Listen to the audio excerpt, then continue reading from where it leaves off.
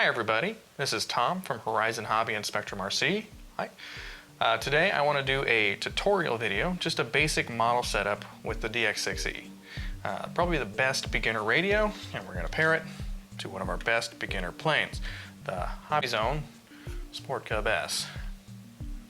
So first thing that I always like to do is name my model. Right now we're on just a basic acro. An easy way to add a new model is to hit the clear and back buttons at the same time. So we press those at the same time and it'll bring up our model select list. Great way to change models on the fly. So we hit add new model, create, and then we're going to go to model name. So if you like numbers, you can stick with the number. What I like to do is select the number, and if you hit the clear button 2 times, it gets rid of the whole name, number and all. So we want to go with Sport Cub.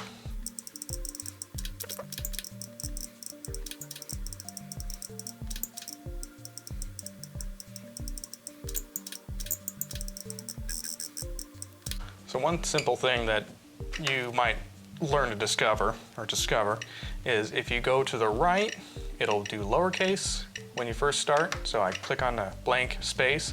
If you go to the right, it's lowercase. If you go to the left, it's uppercase. So that's an easy way for you to know which way you want to go. So if we want to do cub in all caps, we go to the right or left. There's more cub and awareness. Okay, easy enough. Back button's there to go back. All right, aircraft type. We know this one is a wing normal. We don't choose 2 aileron because it's all on a Y harness. That's one thing to keep in mind is if you buy a plane that has ailerons and has 2 aileron servos, a lot of people think, well, okay, I'm gonna choose dual aileron. But in actuality, if those 2 servos are on a Y harness, choose normal. Same thing goes for if you choose flaps. If you have 2 flaps, but they're on a Y harness, always choose 1 flap, because the receiver, it only sees 1. All right, let's go back. This is a normal wing type plane. We go to channel assign. And this, anything we're doing here, it applies to pretty much every Gen 2 radio, DX9, DX8, DX6, 18. They all have this same Gen 2 programming. So the gear channel is the one that this radio listens to for flight modes. And we usually tell you to use the B switch. An easy way to get to the B switch, instead of scrolling through, is we can flip the B switch. You could put it on anything. If you move that stick or that switch, put it on that. But for this sake, for this plane's sake, we're going to choose the B. And then for panic, we always say to use the I button. So we just press the I button on the top. Good to go. Go back. Model utilities, this is just so you can create a new model here, you can delete models, you can move things around. It's great for maintaining your list. If you want, your best new model to be at the top of the list, but you've got 50 models and it puts it at the bottom, you go to model utilities, go to sort model list. We can't choose it because we've only got 1 model on here, or 2 models. But if we had that many, we could sort it, and you could move model 50 to model number 1. So I think we're good here. We're going to go to the main screen. So one thing that you can do at this point that a lot of people don't realize is instead of turning off the radio, holding the bind button on top and turning it on, one thing we can do to bind on top of going to the bind menu, which is useful, but what I like to do when I'm done setting up a model like this is I hold the bind button and I press main screen and it'll go into binding. We get bind failed because nothing's in bind right now, but you can keep doing that. You just tap on list after it fails, hold button, turn it on, and it'll bind and keep trying to bind until you have a successful bind. So back to the main screen. All right, we've got servo set up. This is where a lot of our work's going to be done for this plane, or in any plane. We've got travel for all of our different channels. Now one thing you'll see when we go to these numbers, now each number is a top and bottom or left and right. And if you wanted to, let's say, have more travel left than right, you would hold the stick to the right, click on that number, and change it, like so. Now let's say we wanted to bring that back to 100, right? An easy thing you can do to make it back to 100, tap the clear button. It's a nice tip. So if you ever have something, you just think, okay, I want to bring it back to default, clear is default. We can do that with a lot of different things. All right, so for safe planes like the Sport Cub S, for the most part, we want to reverse the AUX1 channel. So we go to the reverse menu, which is just past subtrim, reverse the AUX1. Now, if we didn't reverse the AUX1, one thing that we would see on the Sport Cub and many other safe models is we wouldn't have any down elevator. Now, because AUX1 is what controls the panic, which is what we put on the button on the back. So a lot of planes prior to the Mini Apprentice will be like that. We got throttle cut, important to have. It's a safety feature. Easy thing you can do, just like we did with the channel assign menu, is you select a switch and you flip it. See how it says switch H when I flipped it? So we'll go with switch H. Great tool to have. We've got these two boxes here. The blacked in highlighted one. The blacked in highlighted one is the position that it's going to be negative 130 in. So when we hit the switch, you see a little marker moves when we hit that switch.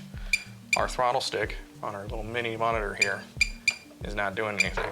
Throttle is cut. Throttle, throttle cut.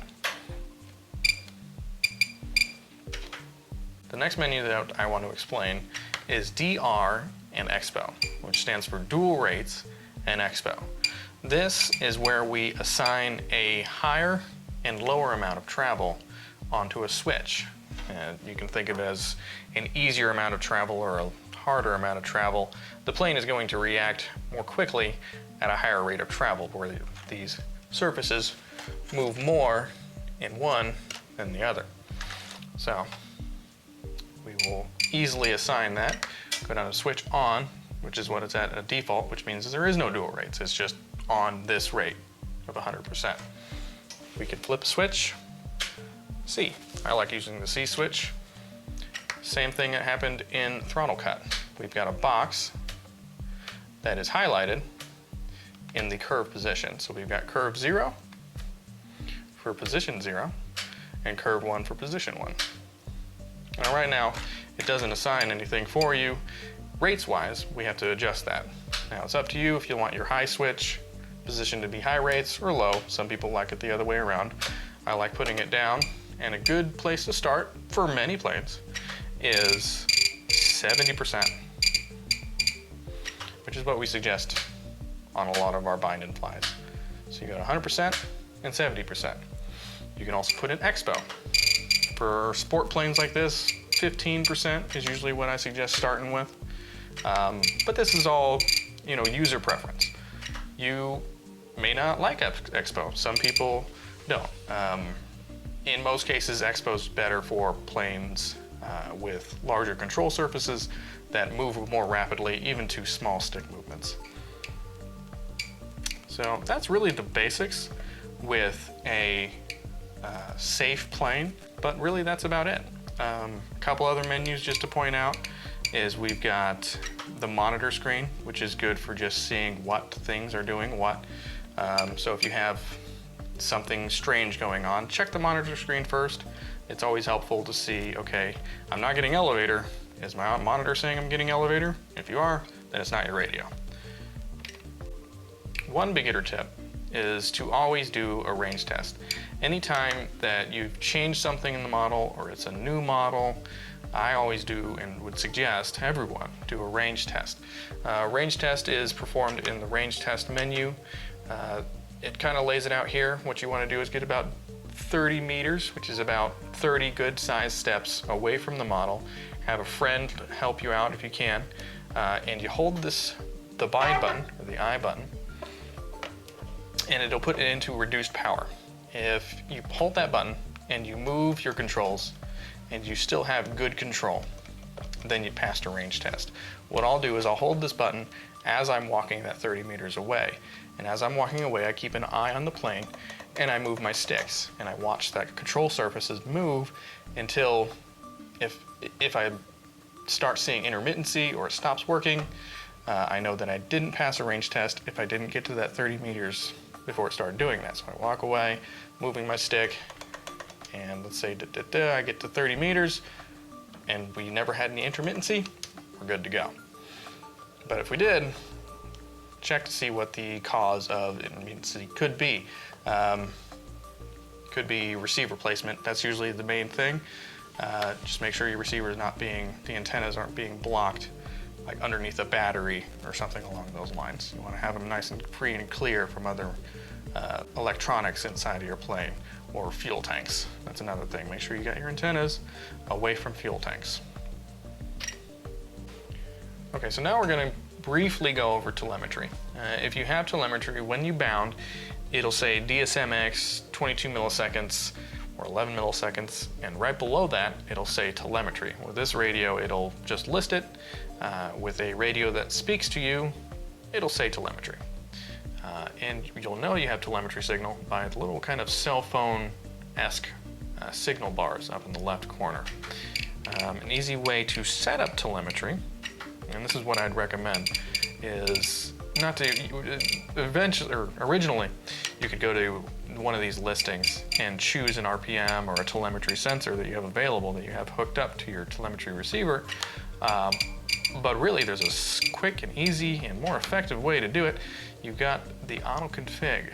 Now, when you use auto config, that is in settings, and it only appears when you are bound and connected to that telemetry receiver.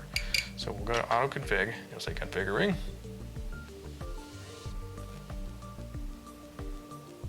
Now this one, it doesn't have any telemetry sensors because I'm bound to a Sport Cub. Only telemetry sensors it already has listed: RX voltage and flight log data. But if we had airspeed or GPS or variometer, it would list those automatically for us and it would set them up for us. Once we have those set up, or once they're listed, you can go into them and change different parameters just by clicking on it there. So you essentially double tap on it. That wraps up our DX6E tutorial. A lot of the information that you found here, it applies for a lot of our other radios, similar to this one. You've got the DX9 to the DX18, anything that newer really that we sell, this applies to.